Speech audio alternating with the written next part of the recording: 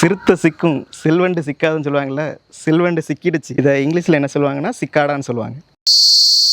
இந்த பெண் செல்வண்டுகள் வந்து என்ன பண்ணுதுன்னா, அதோட பின்புற பகுதியில் இருக்கக்கூடிய அந்த ஊசி மாதிரியான உறுப்பை பயன்படுத்தி தாவரங்களோட அந்த மென்மையான பகுதியில் பிளவுகளை ஏற்படுத்தி அதில் ஒரு 20 முதல் 30 முட்டைகளை வந்து இடுது.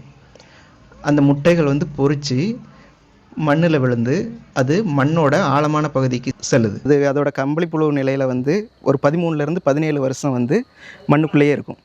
அப்படி மண்ணுக்குள்ளேருந்து வெளியில் வர அந்த சிக்காடாஸ் வந்து ஒரு சில வாரங்கள் மட்டும்தான் உயிரோடு இருக்கும். அது வந்து ஒவ்வொரு ஸ்பீஷீஸையும் பொறுத்து வேரி ஆகும். அதுக்கடுத்து நம்ம காட்டுக்குள்ளெல்லாம் போனோம்னா ஒரு மலை மாதிரியெல்லாம் பெய்கிறத பார்த்துருக்கலாம்.